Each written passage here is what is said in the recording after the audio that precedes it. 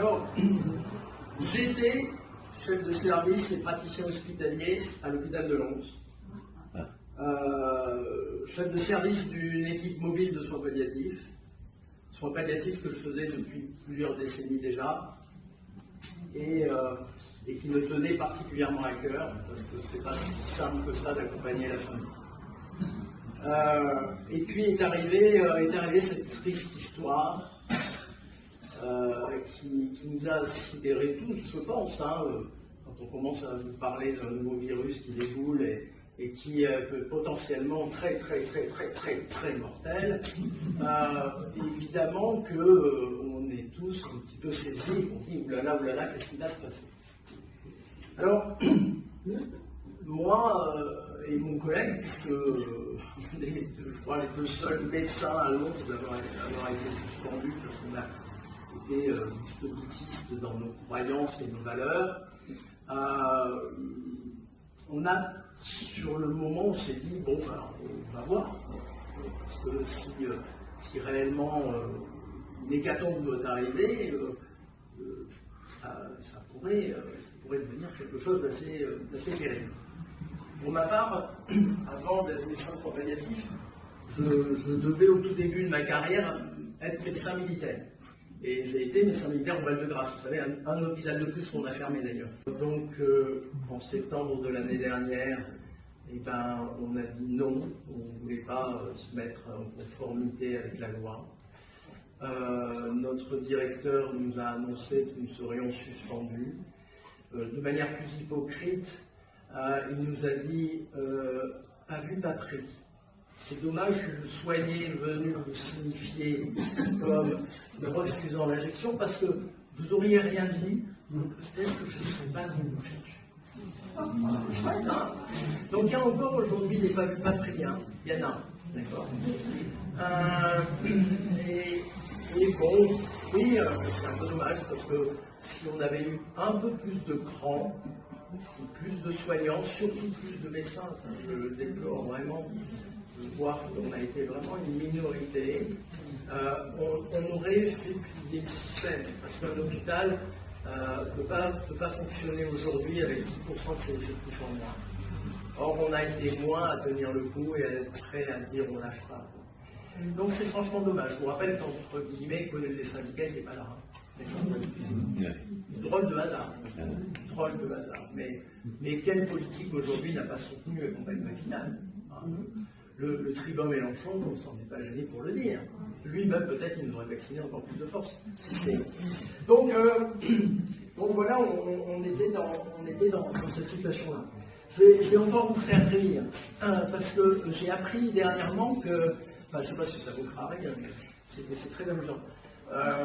La Gazette de l'hôpital, vous savez, les hôpitaux ont pris l'habitude de produire une gazette les 3 ou 4 fois par an, des trimestres en moyenne, pour annoncer en gros tout ce que l'hôpital fait bien. Et il faut en être fier, c'est vrai. Et dans cette gazette, j'ai eu la surprise d'apprendre que depuis le mois de décembre dernier, j'étais à la retraite. Alors, en fait, c'est pas du tout ça qui m'est arrivé. J'ai été mis à pied, d'accord. Quand on est donc mis à pied, suspendu, comme vous l'avez dit, on n'est même plus des citoyens. On est rien. Je vais vous dire, même pas on est de la merde, parce que la merde s'enrichit seule. D'accord. Donc en fait, on n'a pas le droit d'aller travailler, d'accord, donc plus de possibilité de gagner de l'argent.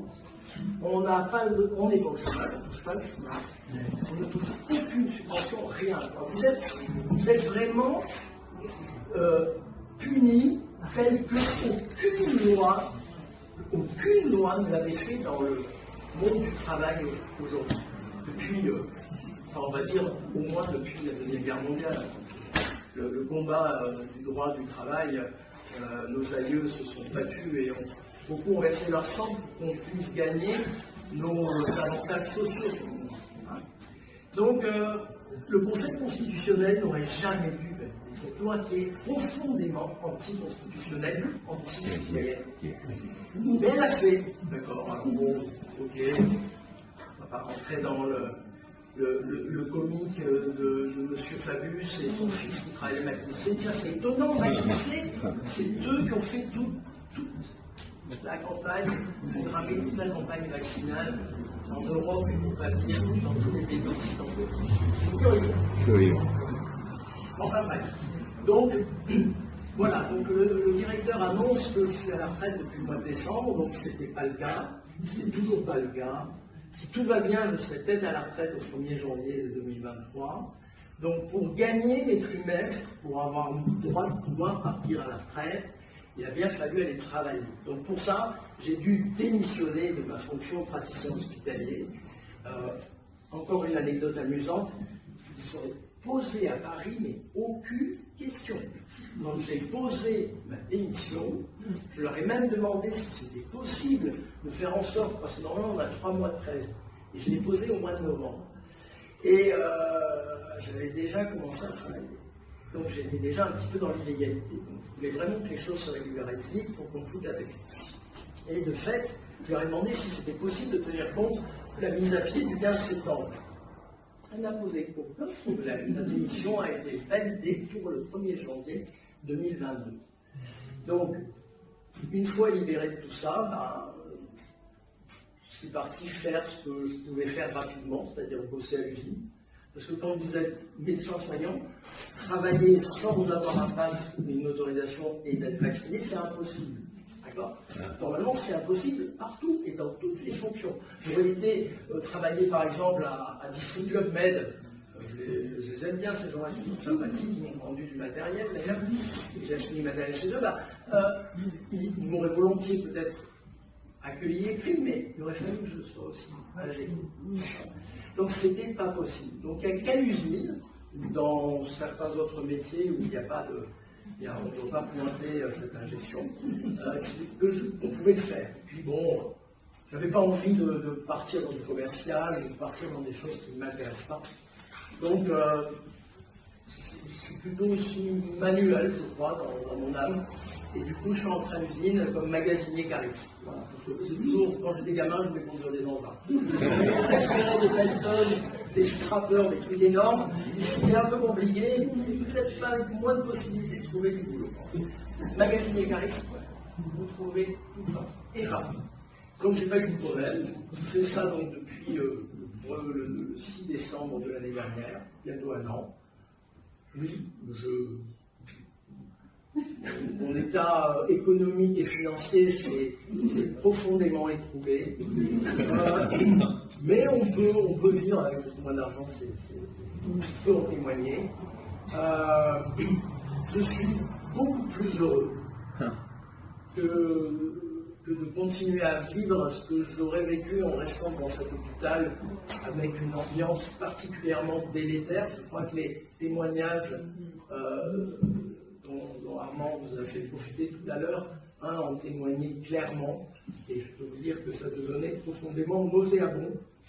Donc je ne le regrette pas, je regrette profondément de ne plus pouvoir faire ce que j'aimais faire pour les citoyens du Sud-Jura, puisque j'étais le responsable médical du soin palliatif Sud-Jura, donc 2 cantons quand même du département. Donc ça, oui, ça c'est un profond regret.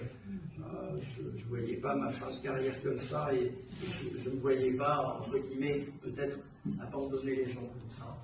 Mais en tout cas, je pense qu'on ne peut pas être un bon médecin si on va se sacrifier sur l'autel. Donc moi, je n'avais vraiment pas envie d'être une bête expérimentale.